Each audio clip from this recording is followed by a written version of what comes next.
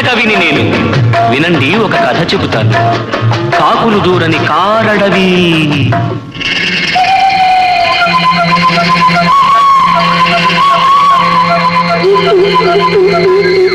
అందులో కాలం ఎరుగని మానొకటి. ఆ అందాల మానులో, ఆ అద్భుత వనంలో చక్కని చిలకలు, అక్క చెల్లెలు, పక్కన గోరింకలు. ఒక గోరింకకు ఓ చిలకమ్మ